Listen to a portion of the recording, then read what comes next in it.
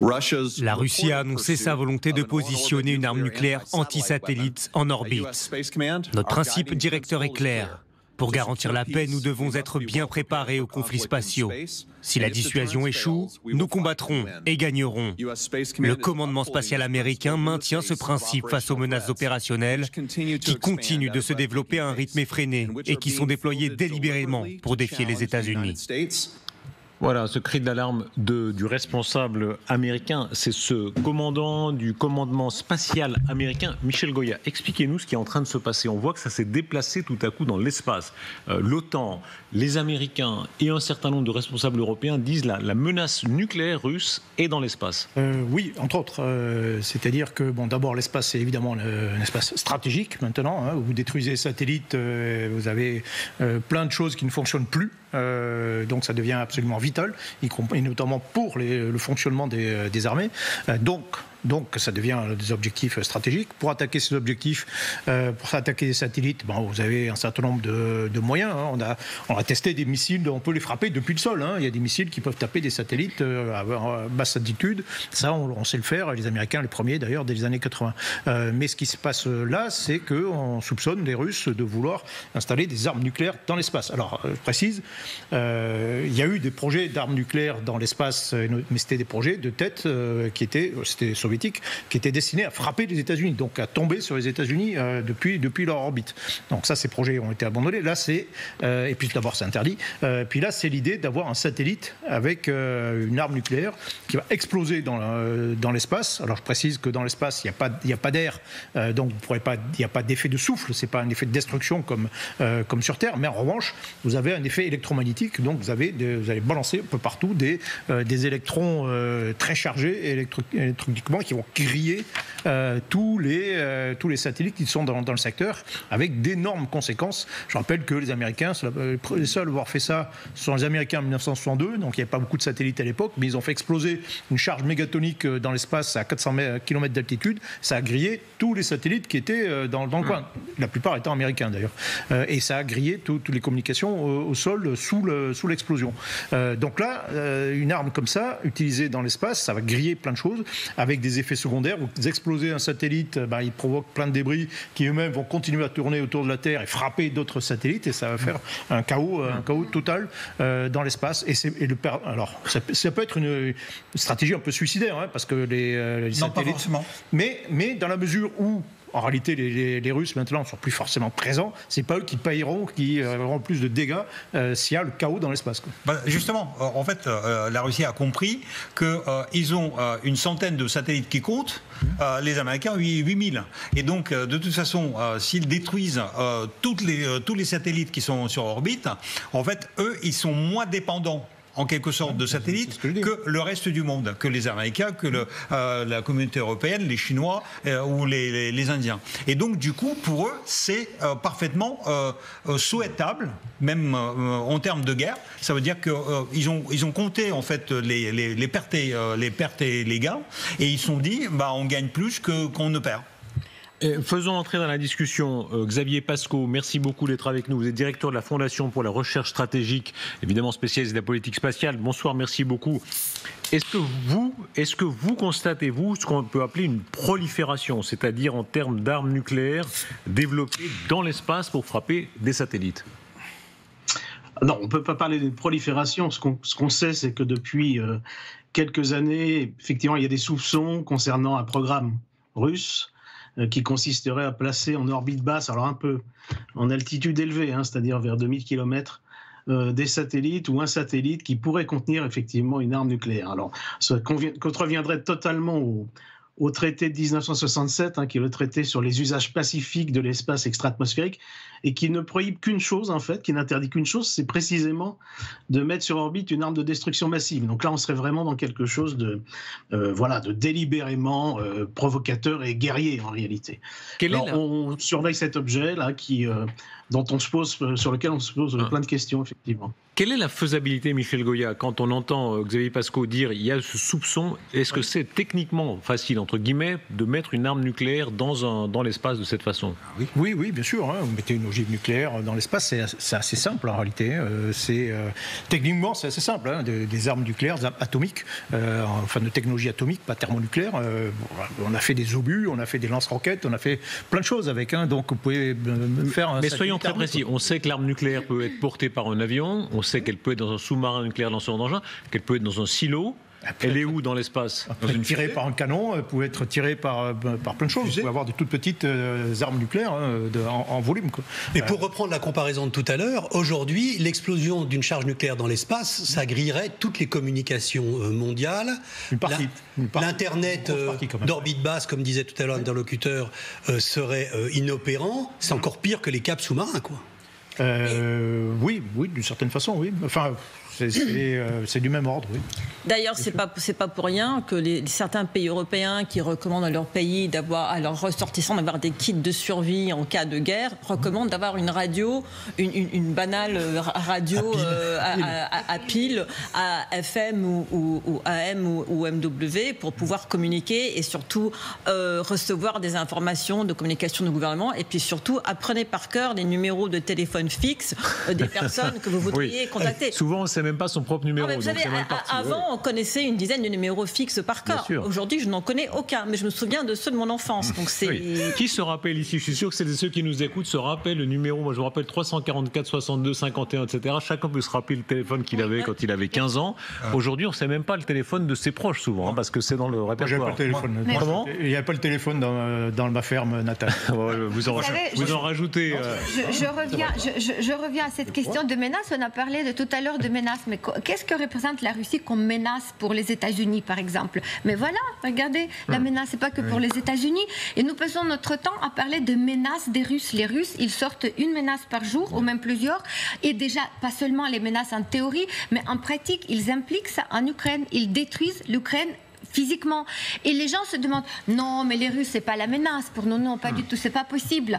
Ils sont sympas, il y a quand même la grande culture, le Tolstoïevski, les ballets, c'est pas possible qu'ils soient menaçants pour l'Europe. Mais regardez, l'objectif des Russes, c'est la destruction de l'Europe et la destruction des États-Unis. Les États-Unis, ils sont en train d'arriver, parce que grâce à Trump et à cause de Trump avec lui, ils le font, mais parfaitement bien. Vous voyez, les marchés s'écroulent, et c'est pas fini. Hein. Nous allons voir encore des mais il faut avouer, Alain, respect aux Ukrainiens, eux sont en guerre, mais chaque peuple pense évidemment à des trous de mémoire sur les autres. D'ailleurs, l'Ukraine même cultive de très bons rapports avec la Chine. En dépit de ce qui arrive aux Ouïghours, en dépit de la dictature.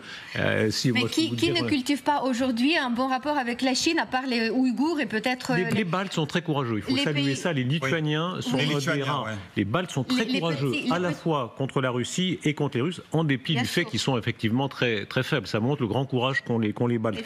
Si on reste un instant à la menace dans l'espace, écoutez, je vous donne toute la parole, Mark Rutte, secrétaire général de l'OTAN, qui, comme vous le dites, là, pointe le danger russe, et cette fois-ci vraiment sur la planète entière dans cette matière. La Russie continue de faire la guerre à l'Ukraine, son économie est sur le pied de guerre et elle n'a pas renoncé à ses ambitions de réorganiser la sécurité européenne.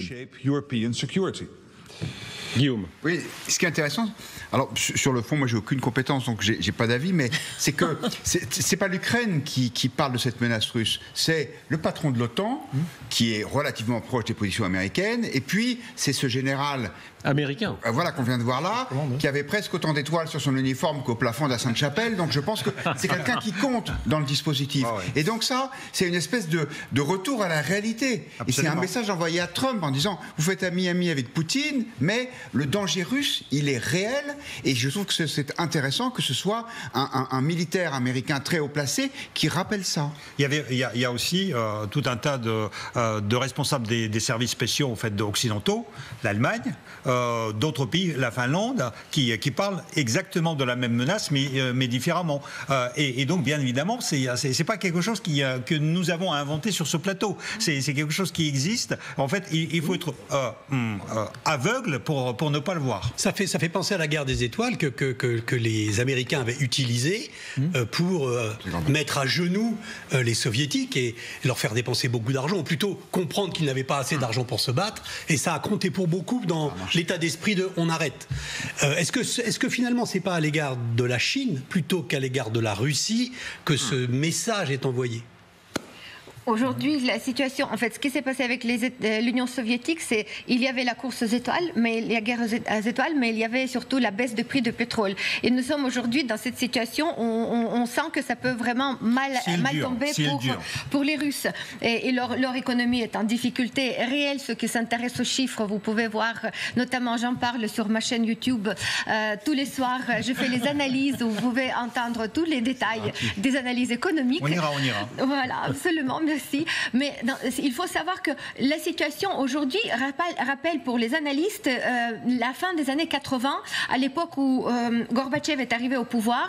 Il ne pouvait rien faire. Avec toute la bonne volonté, il ne voulait pas arrêter l'Union soviétique, l'existence de l'Union soviétique, mais il n'avait plus d'argent dans les caisses. Et nous sommes aujourd'hui dans cette situation. Donc poussons les Russes à la course aux étoiles et baissons le prix du pétrole. Et juste une petite réflexion.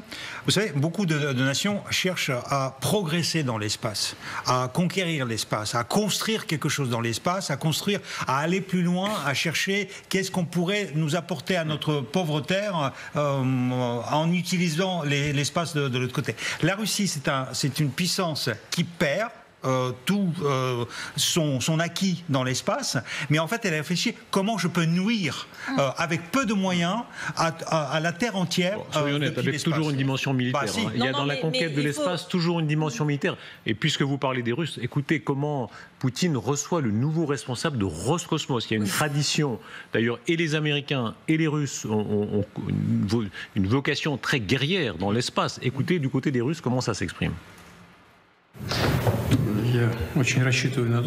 Je compte beaucoup sur vous pour mettre toutes vos qualités à contribution ici, à la tête de notre entreprise leader, Roscosmos. Il n'est même pas nécessaire de mentionner à quel point les activités spatiales sont cruciales. Elles sont importantes non seulement pour nous, mais pour le monde entier, pour tous les pays.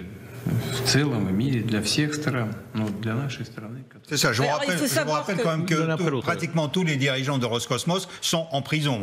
Oui, mais parce que celui qui l'a précédé, Dmitry Rogozin, était un désastre total. Et ce nouveau président de Roscosmos va devoir sans doute présider sur le démantèlement de la station spatiale Mir, qui doit arriver à expiration en 2030. Il n'y a pas de plan pour le renouveler.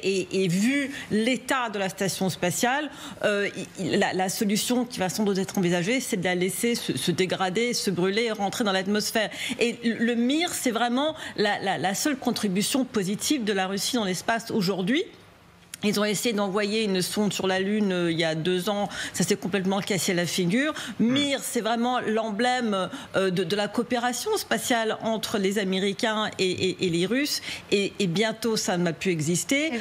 Elon Musk a remplacé tous les lancements de satellites dans l'espace que les Russes avaient repris quand le Space Shuttle ne fonctionnait plus. Restons un peu à l'aspect militaire, vraiment. Oui, mais l'aspect militaire... Regardez à quel point la nostalgie pour les Russes de la puissance. L'anniversaire Gagarine, je crois qu'il était il y a 12 avril. Voilà les Soviétiques. Regardez les Soviétiques, ça sort tout. Moi, je suis né 5 jours après. Vous êtes né 5 jours après Gagarine? Oui. C'est pas vrai. Bah si. 12 avril 1961. Quand ma mère était donc à la maternité après m'avoir mis au monde, en fait, il y avait la grande réception sur cette avenue où on recevait Gagarine à Moscou. Moi, je suis né une semaine après. Ouais. Oh là là, regarde, tous les souvenirs qui ressortent. Là, il faut rappeler l'immense gloire de Gagarine à l'époque. Les Américains, d'ailleurs, avaient même refusé à un moment donné une visite parce qu'ils considéraient que ça allait un peu trop loin, la propagande soviétique en la matière. Premier homme dans l'espace. Et les Russes sont allés très loin, et ensuite, évidemment, les Américains les ont surpassés dans l'affaire de la Lune. Lui, c'était une explosion. Je sais pas, les gens qui ont vécu à cette époque-là, il a été décoré par tous les pays du monde. C'est la seule personnalité, je crois, dans le monde qui a été décorée par les plus grandes décorations de chaque pays.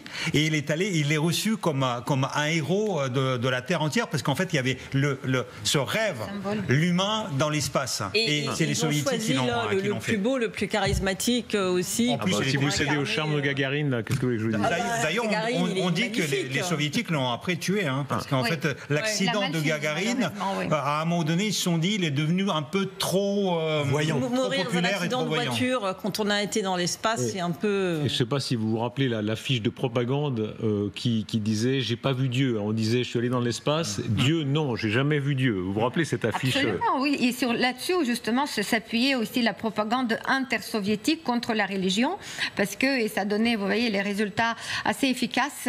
Ça a complètement vidé la tête de toute croyance, de toute foi, à point d'envoyer les missiles le jour de Rameau. Qu'est-ce qui reste aujourd'hui de tout ça? Vous êtes toujours avec nous, Xavier Pascaud, en termes de puissance soviétique maintenant, russe, dans l'espace. Alors, on a compris qu'il y a le risque de menace en termes d'armes nucléaires qui seraient tirées depuis l'espace. Où en est la capacité russe dans l'espace? Il y a toujours une capacité russe dans l'espace. En gros, aujourd'hui, la Russie a vraiment décroché du peloton de tête, on va dire. Les États-Unis sont de loin les premiers, même en termes de nombre de lancements par an. On est aux États-Unis aux alentours de 150 lancements par an. La Chine suit, on va dire, avec un peu plus d'une soixantaine. La Russie est à peu près à 15 ou 17 lancements par an, ce qui est finalement pas si mal.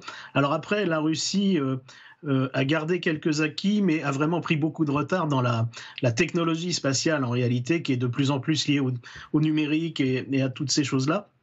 Donc on est dans une capacité, effectivement, pour reprendre, si on reste sur le point de vue militaire, pour reprendre une expression qui a été utilisée, une capacité de nuisance qui est importante. La Russie a une capacité à accéder à l'espace et à faire des choses dans l'espace, très clairement. On voit aujourd'hui des expérimentations de satellites, de manœuvres, de choses comme ça. Ce n'est pas la seule puissance qui le fasse, mais ils sont capables de le faire. Ils ont voulu montrer en novembre 2021 qu'ils avaient toujours la capacité à détruire un satellite, ce qu'ils ont fait avec un missile, par exemple. Ils l'ont fait à la suite de l'Inde, qu'ils avaient fait en 2019. Donc on voit que les pays en ce moment se mesurent un petit peu en capacité guerrière, je dirais, sans pour autant que ça dénote chez eux des avancées technologiques majeures.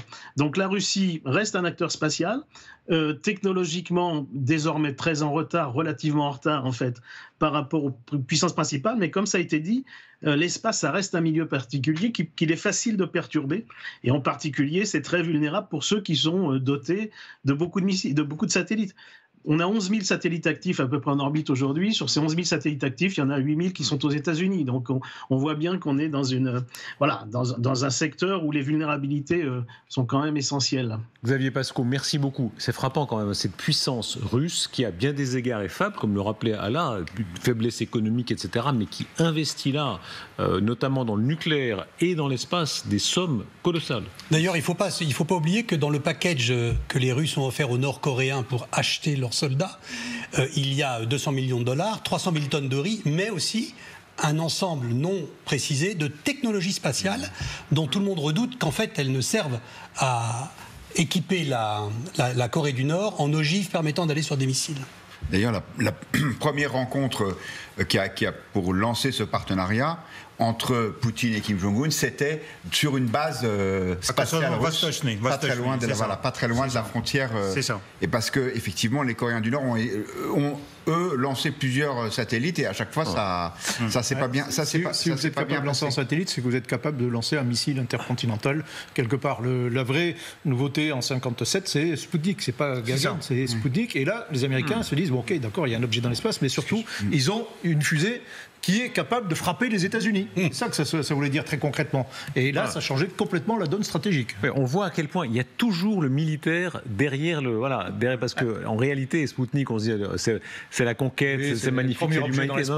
Ça a toujours un sens militaire. Il y a un militaire offensif. Et c'est pour ça que la Russie est une puissance dangereuse malgré son faible poids économique. C'est parce que c'est un État belliqueux. Et il l'a malheureusement prouvé avec l'invasion de l'Ukraine. Donc il n'a pas forcément plus d'armes que les autres, sauf que lui dit « Je vous ai montré que je n'hésitais pas à m'en servir ».